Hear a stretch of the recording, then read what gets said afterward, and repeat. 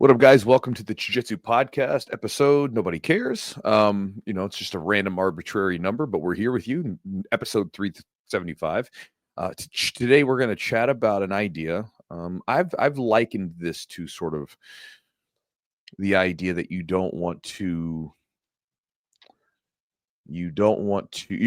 beware, rather. We're going to say it that way. You want to beware of other people's BJJ commandments. Mine included, right? Which I don't typically give you commandments. I give you sort of an idea to chew on, and you do with it what you will. But we're going to talk about some different ideas, a little bit of human nature in there too. So hopefully this will be useful to you one way or the other. Big thanks for our sponsors for being here with us today and for helping us provide this podcast so you can hear our beautiful bearded voices each week. Athletic is it's a microdose THC CBD mint, also has some other cannabinoids in it, and they formulate them for different purposes. So there's a rebound one, obviously you can think about, like, recovery, those sorts of things. There's a power one, there's also a flow one, and you can take them for those different purposes. And I've taken them during rolling sessions, taken them during sessions where I'm like really banged up and I just want to relax and go to sleep. And they seem to help, improve those things just a little bit. Now, it's not like you're not going to take them and be like crazy loopy or high or anything crazy like that. It's very subtle, right? And so like when I've taken the flow one during a training session, it's like I'm just a little bit more relaxed as I'm flowing through positions, and it seems to help in some cases. So again, I like them from time to time. I don't use it every single day, but again, I do use them from time to time. And if you guys want to check them out, their website is Athletic. It's ATHLETHC.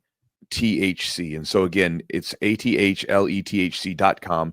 And then the website, or the web code rather, at checkout is Chewjitsu 10, CHEWJITSU 10. And you can save 10% off the order on the packs that you buy. Again, try them out, see what you feel, see what you think.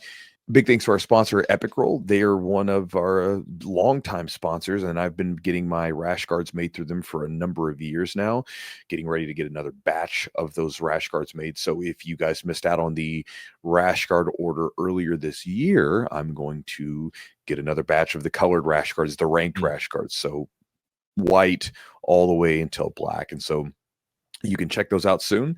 But again, if you guys go to their website, they have everything from rash guards and no-gi shorts. I think they have some of the best no-gi shorts out there.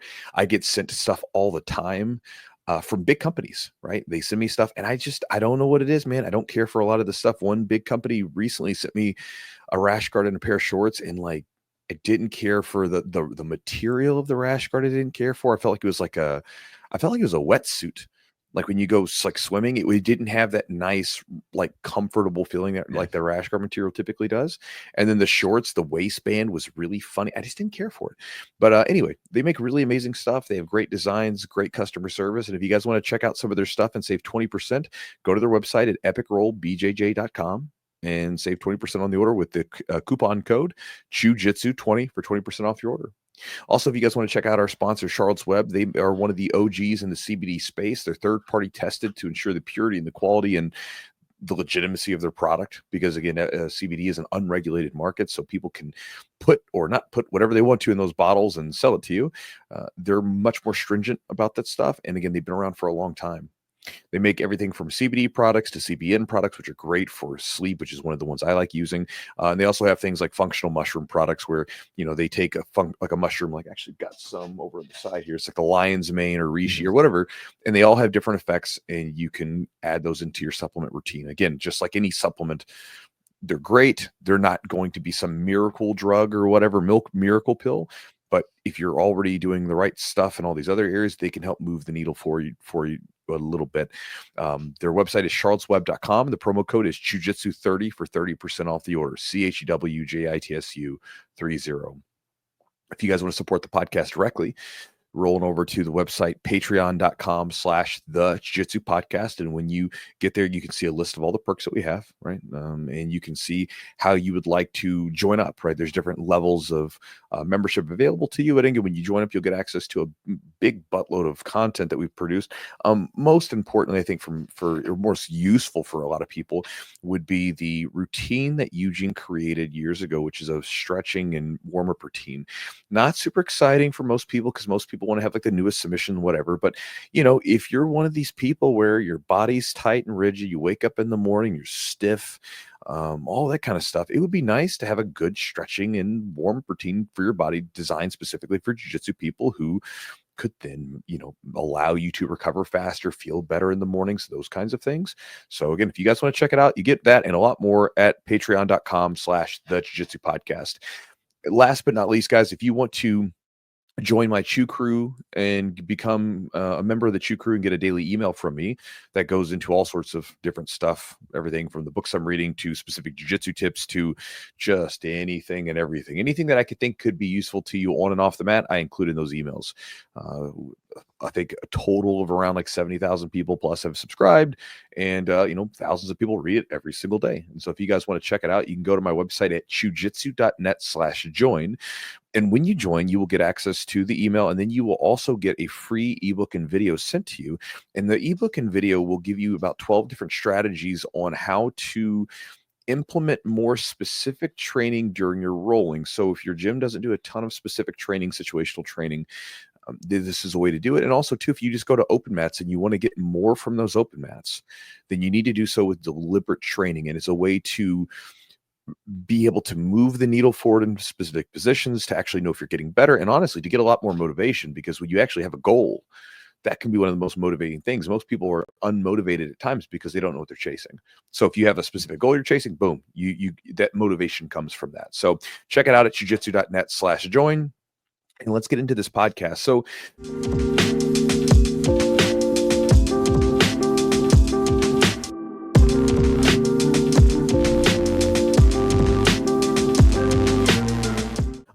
this was originally sent to me from one of my guys.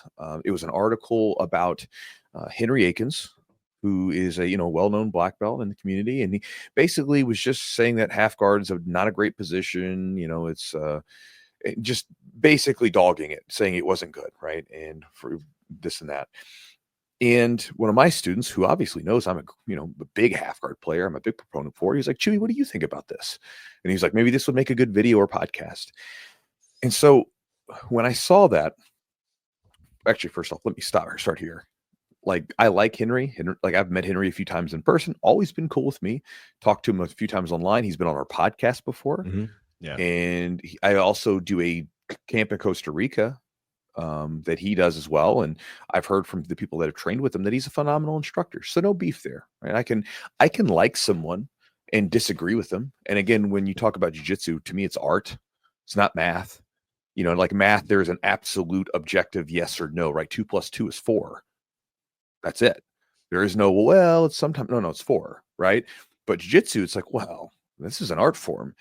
And, I think it's one of those things where when you think about jiu-jitsu, you have to be aware and be very leery of accepting other people's dogma as your own.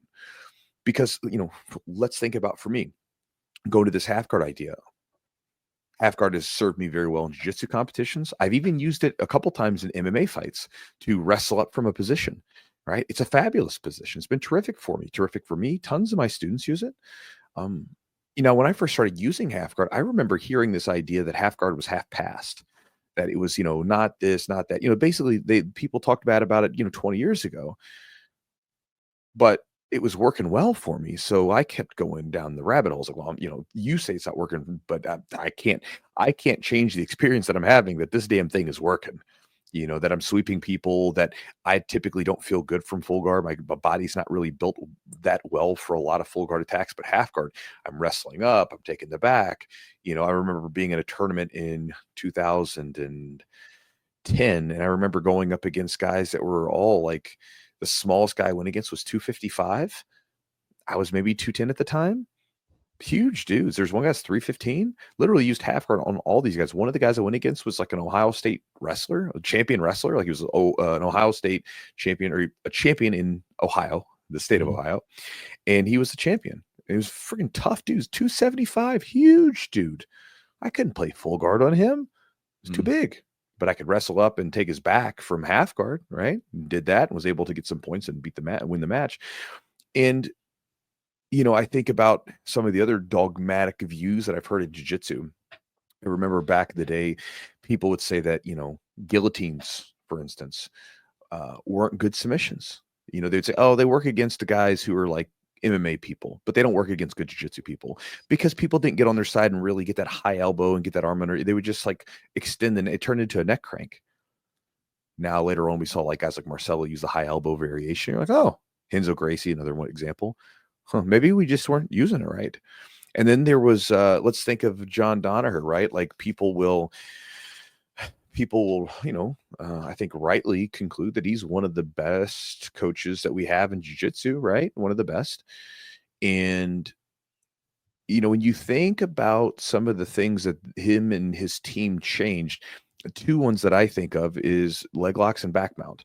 So from leg locks were considered, to possess a lack of control, that you didn't have good control of the people's body, that they're able, it's basically, it's a big mad dash to just grab a submission and rip it, but not a level of control. You can't use them in certain situations, so forth. Well, that was proven wrong, right? They were able to demonstrate that it has an effective ability to control people and you can destroy the legs and still have good control of their body. And then there was also back mount. So, when I first started back mount, I remember hearing this for years, that when you played back mount, let's say you got your seatbelt grip, one arm over the shoulder, one arm underneath the arm, that you were supposed to fall to the choking arm side, the top arm side, because that was the quote strong side. Heard that all the time. Well, they proved that wrong too. Well, you can choke from either side you want to, really, it just depends on you. And there was a whole system developed around the short arm side. And so what I'm getting at here is whenever you hear these people that give you these sort of like clear cut things, first off, understand that as a human, you are naturally drawn to hearing nice, clear, black and white answers. We love them. That's why, like in political spheres, right? This is why when a person is running for office, they don't ever say, well, hey guys, listen, it depends, right? It's always a nice, clear-cut answer because that's what people want, right? That makes them feel comforted to know, oh, there's this clear-cut answer. But we all know that's bullshit, don't we? Right? Like everything exists in the gray, right? And like, let's take half guard as an example. Half guard is one of the best positions for passing. It's also an amazing position for sweeping. How are those two things simultaneously true? Well, because it depends. Depends on what the shoulders are doing, depends on who has the underhook and so forth, right? And where is the person on the bottom's back positioned, et cetera, et cetera.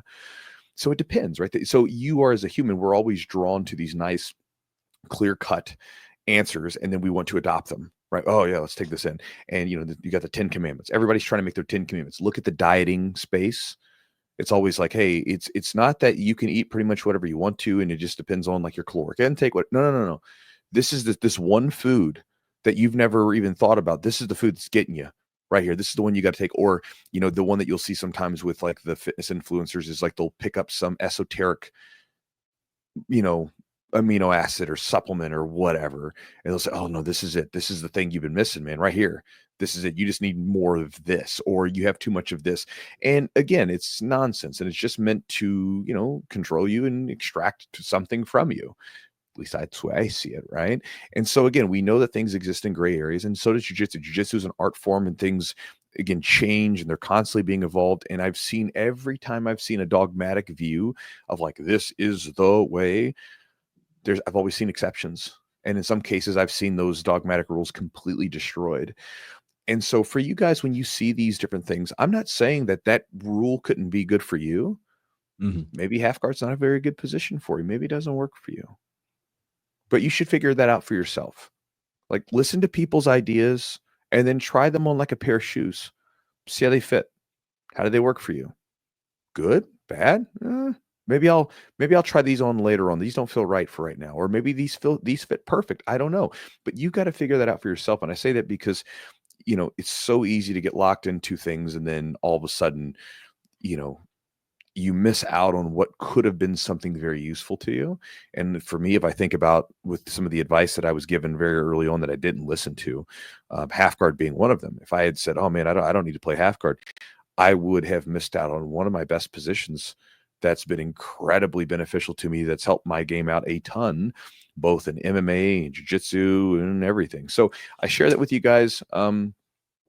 Personally, I think half guard's an amazing position. But again, that's been my experience, and I encourage you guys to develop your own. Chewy, why didn't you listen when somebody told you half guard was half pass or is not an effective position? What made you kind of stay on the path? Well, one, my actual coach was getting into half guard and he was showing it to me. And so that was kind of like, okay, I'm on the right track here, right? Because he's showing it to me and I'm like, okay. And then also too, the evidence was there.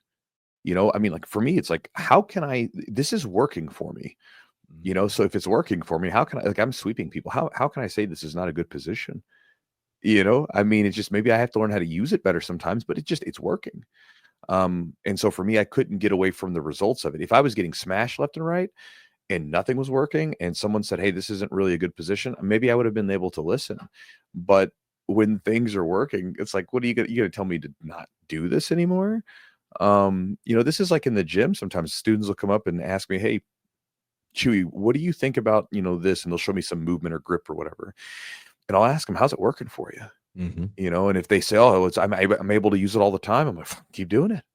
Like keep doing it. Like, just keep going. Let's see what happens. Now, when it stops working, let's take a look at it and see what we can figure out. But if it's working for you, I can't argue with results.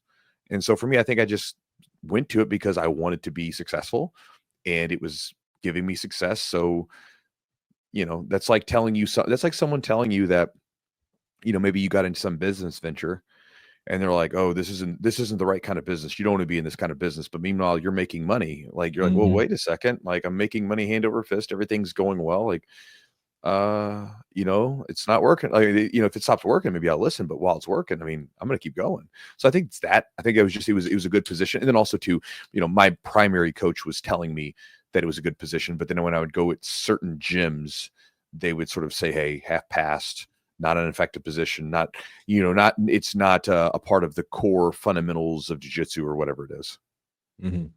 Well, when we're talking about Henry, we had him on the podcast, like you mentioned, and he was like he's been training jiu-jitsu for a very long time. I think when I think about what he says about, that's not a good position or not effective, I think about like his lineage and kind of what some formative years in his jiu-jitsu journey were, right? And he's like with Hickson's even said, you don't need to know all these positions, all these different guards, as long as you have a very solid, top game, a solid close guard, you can manage and handle all these positions. There's some truth to that too, by the way. 100%. Yes. Cause there's some principles that can be useful. Like I said, they're not like, in every situation, but there's certain principles in jiu-jitsu that are, I mean, there's got to be some. We can maybe go through a few that maybe are just like constants that you'll see in a lot of positions and a lot of techniques. But talking about Henry, like I respect what he says, and he may have a style that works for him and that he's developed, and he's just such an incredible close guard that to him going to half guard is not his best position. And that could be possible. But again, I have to think about like, yeah, that's his opinion, and that's how he kind of got his black belt and developed a lot of his jiu-jitsu under someone that was one of the, originators, or, one of the best jiu-jitsu practitioners of all time in Hickson, and also was very effective in MMA as well, was undefeated. Sure. So, I mean, I think if you had success, like you said, hey, I had success because I saw this from my coach or we were doing this and it's worked for me through the years, you may just be, you don't want to go in that direction because it might just feel like it's, I don't know, there may be some feeling of like that. We want absolutes, I guess, like you said. You want to have absolutes. And I think sometimes that's easier for people to kind of swallow. Well, it's like people want to offload their thinking, I think, because thinking's hard. Like actually like making like for as an example, let's say that you see a person of a particular ethnicity or race or whatever it might be. Or even let's say that you meet a person and they have a particular type of political affiliation, and you have a particular thought about who that type of person is, that a prejudice that you adjust to them right out of the gate, right? Yeah. Yeah. That's just lazy thinking, because instead of getting to know the person, you're just like, you're putting them in a category, right? And you think about how lazy people are getting with their thinking. It's like we want, like, I'm just making a joke here, but I mean, you see people, they're like, they want AI. And by the way, it's not really artificial intelligence. It's like a learning model. It's not thinking yet. If you ask it to think about something that it has no data for, it can't just think abstractly, right? But you give it to one of these LLMs, one of these language learning models, and all right, you want the language learning model, ChatGPT, Gemini, whatever, you want it to write your book that you want to write because you don't want to write. You want it to research for you because you don't want to research. And then after you've written the book, you want it to make a video for you. You want it to do all this stuff, right? And then afterwards, you're too lazy to read it, so then you want it to summarize it for you. You know what I mean? Like, I mean, people just are so lazy about thinking. It's like, even like seeing people with reading, it's like they want there's services where it's like, hey, we'll break this book down into like a paragraph for you so you can get the cliff notes. You're like, that defeats the whole effing purpose of the book. Like, you're going through this chain of thought and really digesting this information and assimilating it. It's like, that's not all that helpful. It's like trying to condense take like a 4-hour instructional in jiu-jitsu and say, hey, we're going to give you, like, we're just going to rapidly go through and show you all the different techniques that are in this thing in like 2 minutes. Well, that's not going to be helpful, because you're not listening to this person break down how it all works and how it's interconnected, and you're not slowly taking this information in. It's not useful. And so I think you have to go into jiu-jitsu, especially with an open mind. I remember when I was a kid watching like the old martial arts movies, the one that always stuck with me was Bloodsport. It was like my favorite movie ever as a kid. And, there's the whole scene where he's talking about, I mean, obviously the whole movie's BS. It's based off of a BS story, but it's a great movie, right? You go back and watch it. It's real campy. To me, damn it, Chewy. It's real. It's a little campy. But, in the movie, John Claude's character, he says, like, no, like, you told me never to admit yourself to one style, just keep an open mind, learn from everything. Like, that's the right way to go about it, right? Going back to one of the things you said earlier, though, you were talking about, like, with Hickson saying you don't need to learn every position. I think that's sound advice, because I think one of the things that people too often do in jiu-jitsu is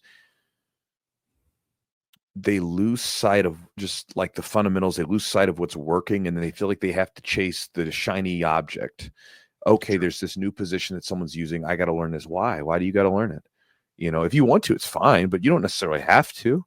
You don't have to learn it. There's plenty of ways. Like, I mean, there's positions where I've shut people's positions down, and I don't know how they play the position. I don't know exactly what they're doing, but I know how to shut it down, because I know basic ideas. Like, if this person is trying to grab my leg, then I want to keep my leg back, so to speak. But it's fine if you want to learn it, but you don't necessarily have to. And especially if you're your average jiu-jitsu practitioner that's training a few times a week, like, you don't have time to learn everything. So what's going to serve you better, trying to dabble with everything, or really honing your skills in a particular area, developing those skills, and then finding ways to get the person into your specific area to make them fight there?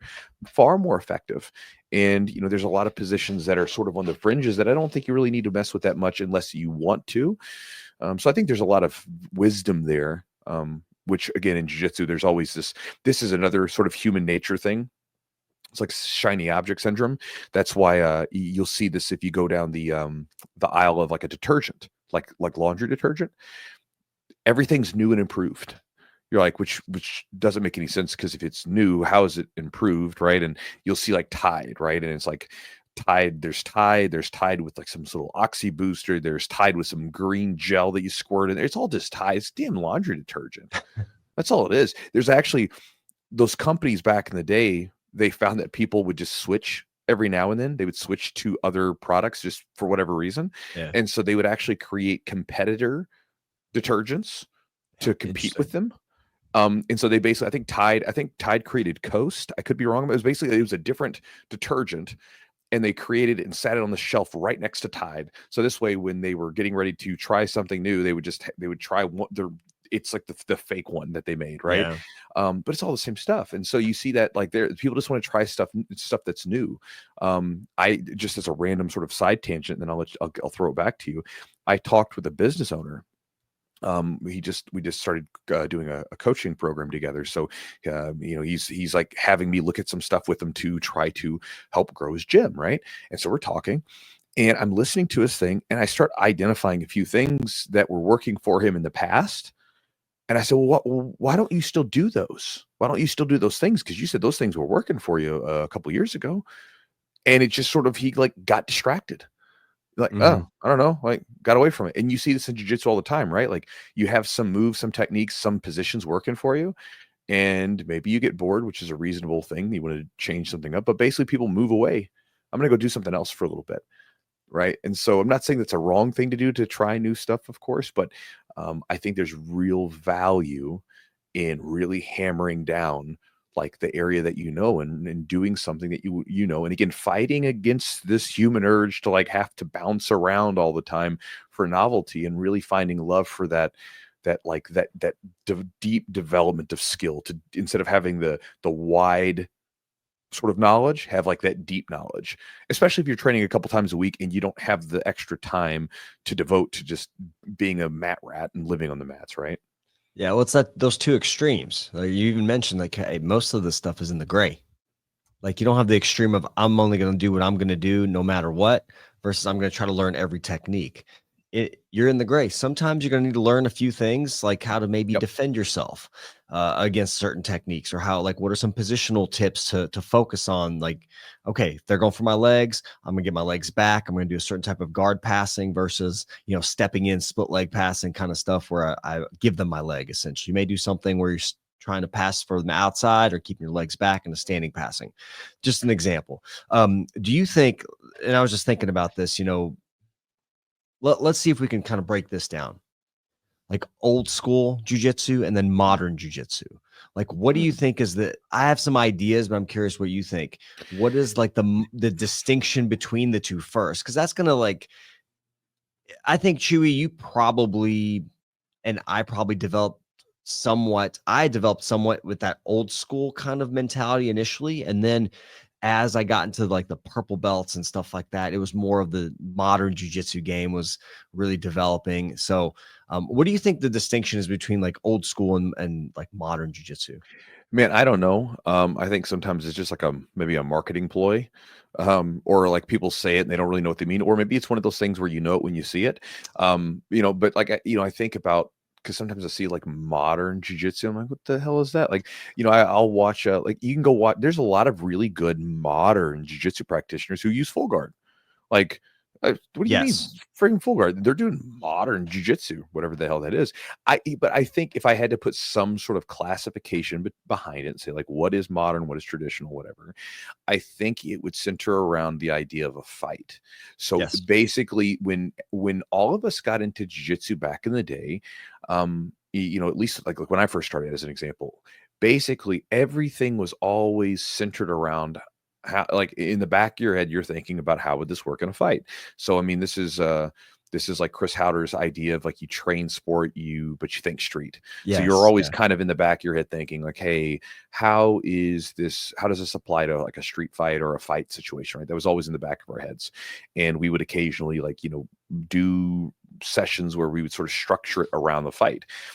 Then you go into modern jiu-jitsu where basically there's a complete abandonment of kind of, and I think that everybody at some point plays a more modern, if you will, if this is the classification of it, the going off of my philosophy, at some point everybody in jiu-jitsu starts playing a more modern jiu-jitsu game because eventually like the fundamentals of a fight are pretty simplistic.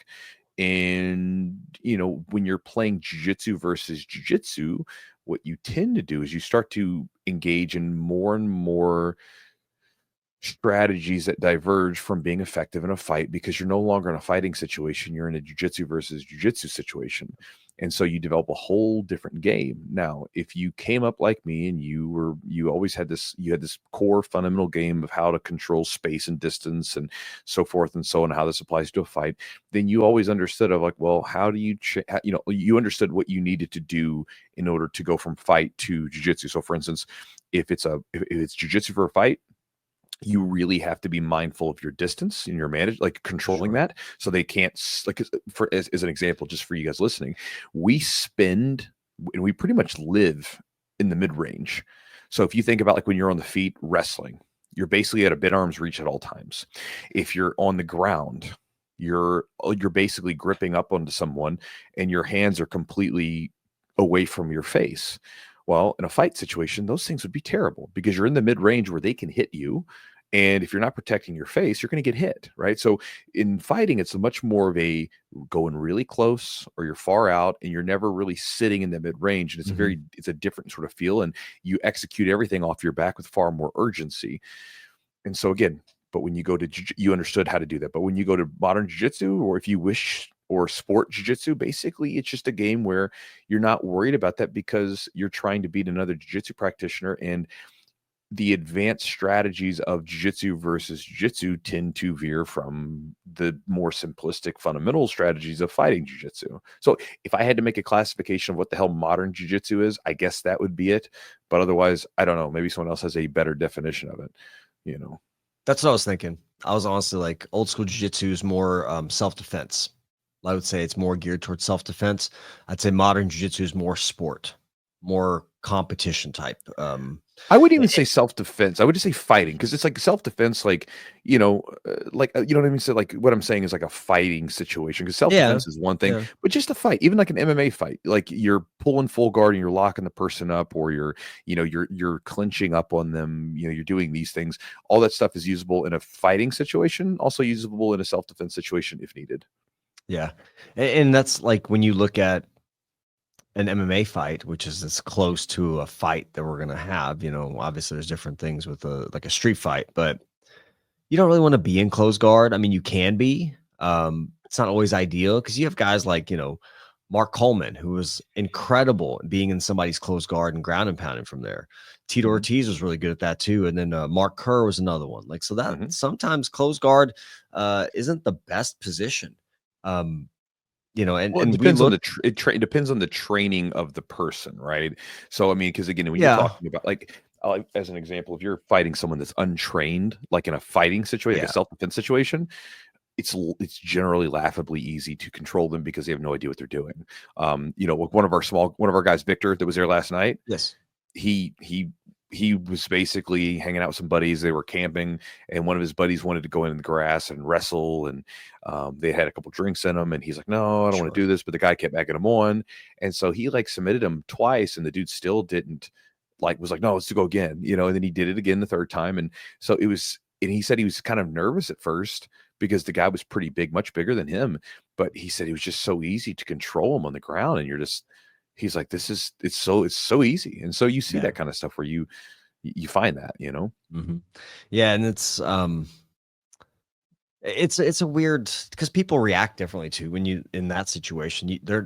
You kind of expect certain things if you're like at a gym and you're Mhm. going against somebody with some training, you expect them to have certain reactions and certain movements, but sometimes people are going to be a little bit erratic. And it does change a lot. And like what you mentioned, the distance thing, like Mhm. we rarely have done this, but before we had some times where we had some gloves and we kind of threw some strikes Yeah. and did a little bit of, and I loved it because it was like, whoa. I mean, it gives you a very quick tutorial in where to keep your space and how to Mhm. keep space. I think it's such an important thing. So again, like when you're training for an MMA fight versus a jujitsu match, they're going to be different. Obviously, the distance is different. The grips may be a little different. You may have your hands in different positions.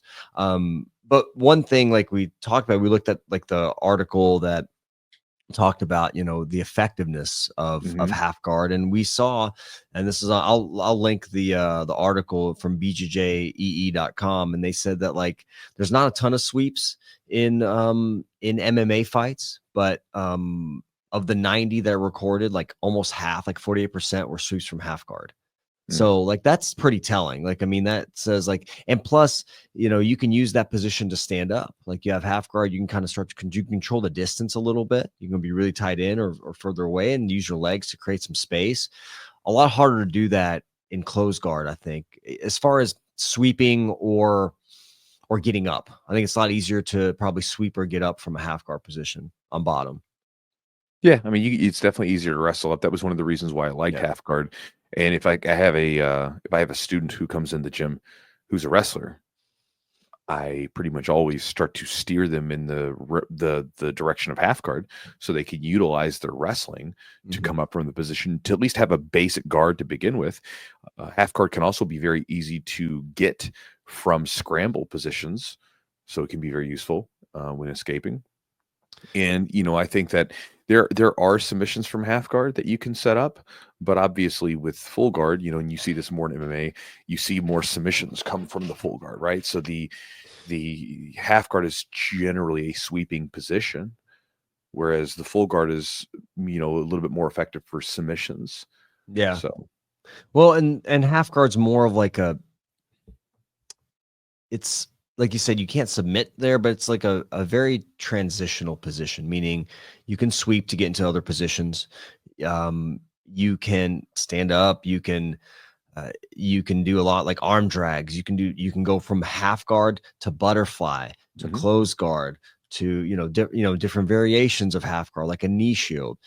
As far as like there was, I think something that Henry says, like it's not a great position to kind of rest or relax in, and I'm like, I think I can, when I'm going against most people, I can relax in that position if I have good frames, if it's just a jiu-jitsu match or even like we're training. So I feel like it's a great position if you get comfortable there, number one, and you kind of know what to do. Add to what you just said, you're talking about rest in a fight, resting in half guard. If it's, and when you're talking about resting in a fight, there really is no guard position. Not in a fight. Not if the person is trained. If the person's an ill-trained, then yeah, you can rest in like a full guard. But if that person's got some skill to them, there's not really any position on the bottom that you're going to be too comfortable for resting for very long. Well, think about gripping. You have to keep tight, and plus you have the person trying to punch you. 100%. So close guard's no different, right? If you're in close guard, I'm saying, like there's no guard hugging position. and controlling the head and pulling them down so they can't make space. So like I think in an MMA fight, or it's a little bit different, right? Because if you've ever rolled with somebody that trains MMA, for you guys listening, like there's a lot more urgency. They don't really stay in those. There's a lot more urgency, a lot more explosive, as opposed to like just training someone that does jiu-jitsu strictly. Sure. I feel like they're not spazzy per se, but they explode a lot more. They move a lot more. They don't really stay in like that position.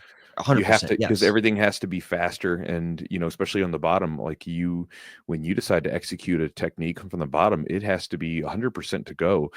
Even like escapes, like if you're escaping mount or something, you don't have time to methodically set up your frames. You got to buck your hips and get the hell out of there. Yeah, otherwise you're going to get punched in the face. Sure. Yeah, a lot more urgency, a lot more worse consequences, because you're not getting really punched in the head in jiu-jitsu. Half guard is just such a, I just think, I don't even know if I would consider half guard as like a modern jiu-jitsu thing. I think it's just like, I don't think it's modern. It's a pretty old position. Yeah. And I think you have to adjust your techniques to the situation, whether it's MMA, whether it's a certain rule set, whether it's the size of your opponent. Like, hey, so if you're going against a dude that's 275 pounds, you don't want to be on bottom, and you're probably not gonna be able to close your legs.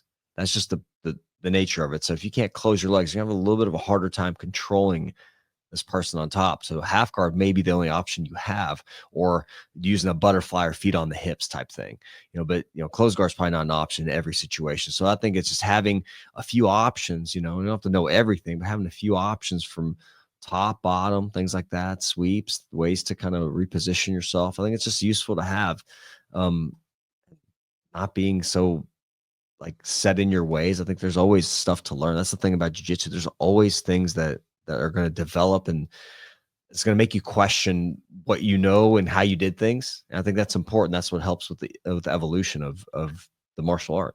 Yeah. Well, and again, you see this over and over again. I've gotten messages from people who, they train at gyms where their coach won't do something particular because they're like, well, no, we're not playing that position because of X, Y, or Z. We never did it before. We're not going to do it now. I remember when leg locks the leg lock sort of renaissance of jiu-jitsu sort of happened, where, you have, what is it, 2013 to 2014 to 2015, they're coming on the scene. Everything's you see leg locks everywhere, starting to emerge. And, a lot of people, a lot of well decorated black belts were like, no, I'm not doing this, and with leg locks. And then, eventually you're like, dude, like, look at the signs are here. And so you see these trends, and again, sometimes it's literally what's old is new. Yes. Because sometimes people just sort of move on for a while, and then someone will take an old position, an old technique. Because the real reality of it is, a lot of the stuff that we consider as air quotes modern jiu-jitsu was around a long time ago. It just wasn't developed to the same level. So you can go back and watch some of the old, BJJ World Championships, and you can see a lot of inversions and stuff like that by guys like Holeta, where he's doing this like tornado guard and stuff. And then, then later on you'd see Cyborg, sort of develop that even further. And then you saw the Berimbolo, and you see all this inverting stuff happening. It's been around forever. People just keep iterating on it, right? Because that's what happens, where people are studying, they're learning from people, and they sort of take it in their own direction, and they develop and stack it on.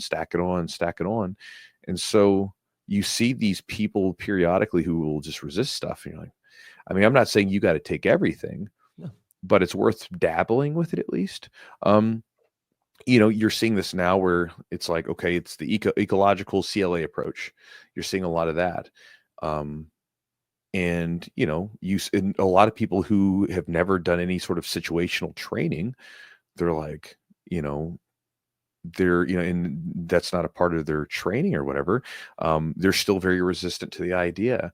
At the same time, there's guys like me where, from the time I was wrestling, we always did some sort of situational or even gamified versions of what we do. And it's like, oh no, there's some truth to this. And I'm willing to dive into it a little bit and learn from it, because maybe there's something I don't know. I'm not a throw the baby out with the bathwater kind of thing, but there's something to learn there. And so I'm very much we've talked about this in one of the other episodes. I think it pays to be a like technical mercenary, right? Like just friggin', you are just searching for stuff. You're not attached to any of it. You're just looking for the best you can find. You know what I mean? Like it's like back in the day in the like in Europe, there was these mercenaries that would go around, and let's say two sides are fighting. They'd say, hey, we'll fight for you. How much you guys want to pay? And whoever the highest bidder was, all right, we'll go there. That's the best deal we can get. We'll go there. And they would literally switch sometimes on the battlefield, right? The battlefield starts, and they're like, hey, we'll pay you a little bit more. All right, you pay us more money. We're not attached to any of this. This isn't our country. We're just here to fight. And likewise, like, you want to be, I'm not saying don't ever develop your own philosophy, develop your own ideas, or even, if you find a useful approach to jiu-jitsu, to hang on to it. I'm not saying that at all. I'm just saying that when stuff comes around, you want to be open to what's a good deal for you, what's going to work well for you, what seems to be moving the needle for you, because that's really important to be aware of. I guess. Thank you guys for being here. Thanks to our sponsors for helping make the podcast happen. And if you guys want to check them out, then check them out. Athletic.com, ATHLETHC.com. They make microdosed THC, CBD, and other cannabinoid mints. And again, they can be used for different purposes, everything from rest and relaxation to training to get yourself into a flow state. If you guys want to check out their products, they're one of our newer sponsors. You can go to their website at athletic, ATHLETHC.com. And the promo code is Chewjitsu10 for 10% off the order. If you guys are looking to get some sweet new jiu-jitsu gear, go to the website epicrollbjj.com. Epic Roll is a jiu-jitsu company that makes everything from t-shirts and joggers and shorts to gis, rash guards, fight shorts. Anything and everything they make. And if you guys want to check them out, you go there, look through their website. If you find something you like at epicrollbjj.com, use the promo code Chewjitsu20 for 20% off the order. And if you guys want to check out our sponsor, Charlotte's Web, they are one of the OGs in the CBD space. They make high quality products. They make CBD products. Obviously, that's their main thing that they began with, and they've since moved into things like CBN products and other cannabinoids. They also have functional mushroom products, like things like reishi and lion's mane and all this stuff. And so you can check out their huge array of different supplements. And again, if you find something you like, save 30% off the order, almost at 30% by using the promo code Chewjitsu30 for 30% off the order. If you guys want to support the podcast directly and get access to an exclusive set of perks for members, go to our website at patreon.com/the Jiu-Jitsu podcast, and you can check that out and get all the different perks there that are included. And then if you find something you like inside, then again, you enjoy it and everything else. And then one of the things that I always like telling people about the Patreon, in case it's something that's interesting to you, is that we have a warm-up routine that's included inside. So if you're someone which is like half the jiu-jitsu population that is tight and rigid and like you're stiff, doing a little bit of just really targeted stretching and movement can really move the needle forward. And if you guys want a specific routine for jiu-jitsu practitioners, you can check it out. Eugene's put together a program inside there for that, and you can check it out at patreon.com/the Jiu-Jitsu podcast. And last but not least, guys, if you want to get my daily email that I send out almost every day, usually Monday through Friday, which goes in through specific jiu-jitsu tips to anything and everything that I think could be useful to you on and off the mat, then you can go to my website at chewjitsu.net/join.